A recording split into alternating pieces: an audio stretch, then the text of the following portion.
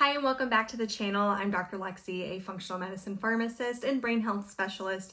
And today I am going over the top brain boosting foods. Now, all the foods that I'm going to go over today have been shown to help improve memory and cognition in one way or another. And there are way more than 12, but these are my top picks. And keep in mind, these aren't really in any particular order. These are just overall my top 12. So number 1 is salmon and other fatty fish. They are so full of omega-3s, it's not even funny. And omega-3s help fuel the brain, they're anti-inflammatory, and they are even part of your cell membranes.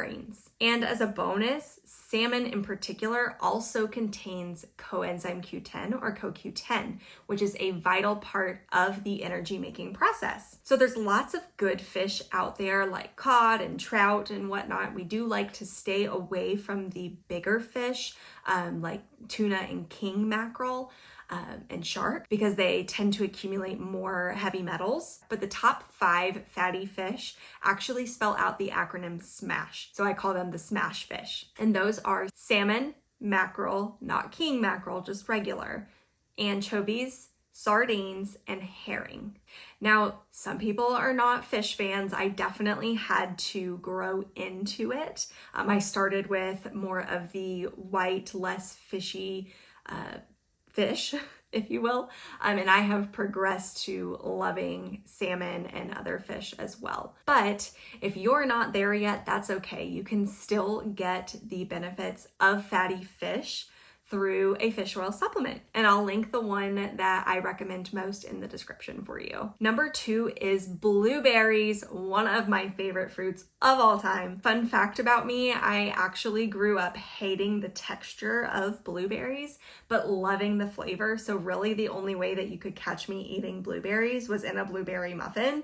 Now I will just eat blueberries by the handful. But blueberries are extremely high in antioxidants, which protect your brain cells and even your DNA from damage from these things called free radicals. They're really low on the glycemic index, so they're not going to spike your blood sugar unless you just eat the whole carton. And they're full of fiber. So blueberries are a really good choice. And I don't want to forget the other berries too. They're also fabulous for the brain. I just chose to highlight blueberries specifically here, especially because of their dark color.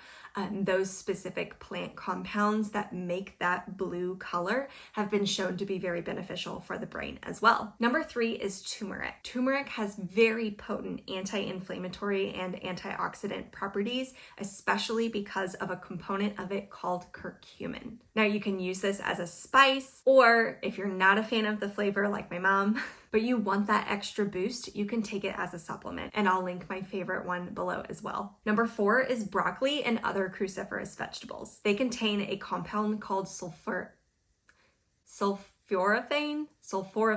We're gonna go with it. But that compound helps protect the cells against excessive damage from inflammation by ramping up production of your body's master antioxidant, glutathione. These vegetables are also full of other vitamins, minerals, and other plant compounds, and they're known for their detoxifying effects because they fuel both phase 1 and phase 2 components of detoxification, especially that phase 2, which is really, really important to do. Now, I want to talk about broccoli specifically.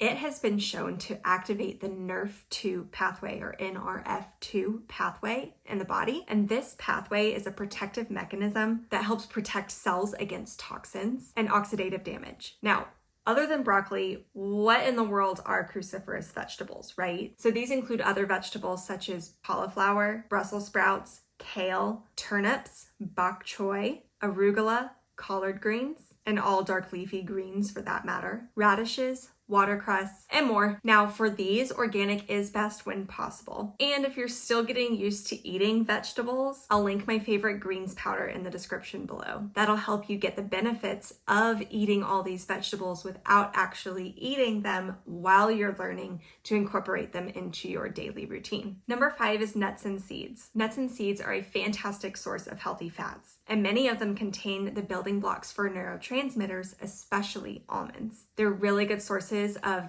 minerals and antioxidants such as vitamin E and glutathione. Now, this category includes things like almonds, cashews, walnuts, pecans, pistachios, macadamia nuts, hazelnuts, Brazil nuts, pumpkin seeds, sunflower seeds, hemp seeds, chia seeds, flax seeds, and so much more. It's best to buy these fresh and raw and then roast them yourself. Especially dry roasting them is really, really good. And you can even soak and sprout them to help improve digestion and nutrient absorption. Number 6 is dark leafy greens. They're a fantastic source of antioxidants and nutrients to help improve memory and cognition. They can help lower homocysteine due to their folate content, which, by the way, an elevated homocysteine, which is an inflammatory protein, has been linked to cognitive decline. A little bit of hint here. Folate was actually given the name because it comes from foliage. I do appreciate the punniness of the name. Another cool thing with dark leafy greens is they provide dietary nitrates to help improve blood flow to the brain. Now, dark leafy greens can include things like arugula, cilantro, many lettuces, just not iceberg lettuce, basil, beet and radish greens, Swiss chard, spinach, kale, collard greens, watercress, rapini, and more. Again, organic is best when possible. Number 7 is eggs. Now, eggs are not only a great source of protein, but they also contain a substance called choline, which is a precursor molecule for one of your most important neurotransmitters for memory, acetylcholine. It contains a bunch of essential amino acids and lots of various nutrients, but you want to make sure that you're getting pasture-raised eggs so that you get that healthy nutrient profile. Other eggs do not have the same nutrient profile as pasture-raised eggs. Number 8 is green tea. Green tea has been used for I don't even know how long for its health benefits, but it is full of potent antioxidants, including one abbreviated EGCG. It's also been known to help regulate insulin sensitivity, is calming and known to produce a positive mood, and it even assists in DNA repair. I drink green tea almost every day, and I'll link my favorite green tea as well as a bonus green tea because it combines green tea and blueberries for a win-win.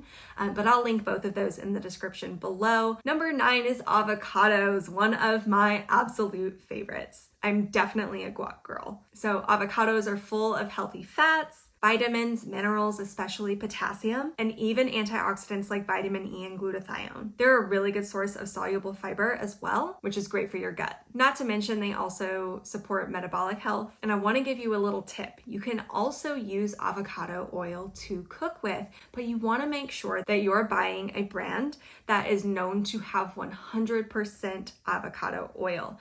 Nowadays, unfortunately, a lot of companies are lacing the avocado oil with other oils, and that is not good. They're using cheaper, more inflammatory oils, so we want to stay away from that. But one really good brand is called Chosen Foods, and I'll link it in the description as well. Now, number 10 is extra virgin olive oil, or EVOO. EVOO is just absolutely full of healthy fats, obviously, and antioxidants. It's been known to be anti-inflammatory, including directly anti-inflammatory in the brain. It promotes autophagy, which is like cell recycling, so that you don't end up with damaged cell parts everywhere. It's been shown to help improve metabolic and lipid profiles, specifically promoting cholesterol removal, improving the function of HDL, your good cholesterol, and reducing oxidation of LDL, which is actually what makes the LDL bad. It makes it sticky, so it sticks to the sides of your blood vessels and form those plaques that we don't want. Not to mention, oxidized LDL is very inflammatory. EVOO also improves cell connections in the brain,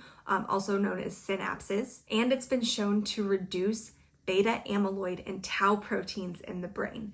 That is incredible. And on top of that, the list just keeps going on and on. It also increases brain-derived neurotrophic factor, or BDNF, which is a critical building and growth signaling molecule for the brain. Now, a big tip here, you want to source a extra virgin olive oil that is ideally cold pressed or from the first press and is stored in a dark glass bottle. You do not want an oil that has been stored in plastic. So I'm going to link one of my favorite companies in the description below. Feel free to check them out. Number 11 is one of my absolute favorite foods, mushrooms. They are a fantastic prebiotic food that's shown to decrease the risk of cognitive decline. They contain various vitamins, minerals, and antioxidants, including glutathione, as well as a compound called beta-D-glucan, which helps enhance the function of the innate immune system, which is really important. And kind of like extra virgin olive oil, mushrooms have been shown to increase the production of nerve growth factor, or NGF.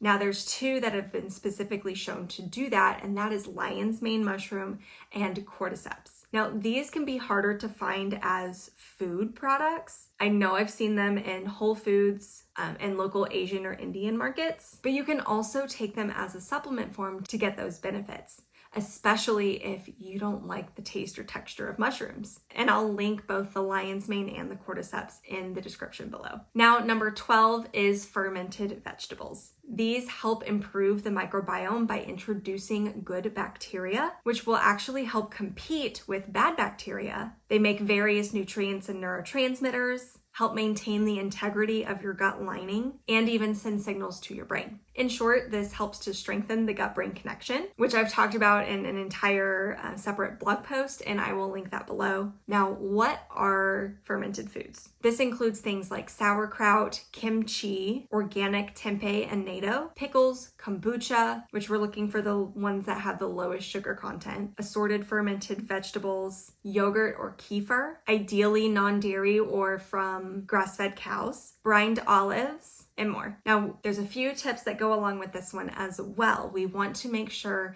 to look for or make versions without vinegar, heat, or pasteurization, as all of those processes actually kill the bacteria. And we want to avoid anything with added sugar. So I want to summarize my top 12. They are fatty fish, blueberries and other berries, turmeric, broccoli and other cruciferous vegetables, nuts and seeds, dark leafy greens, eggs, green tea, avocados, extra virgin olive oil, mushrooms, and fermented vegetables. So I hope this was helpful. Let me know which is your favorite, and be sure to hit that like button and subscribe to the channel. You can follow me elsewhere. All of that's linked below, and I'll see you next time.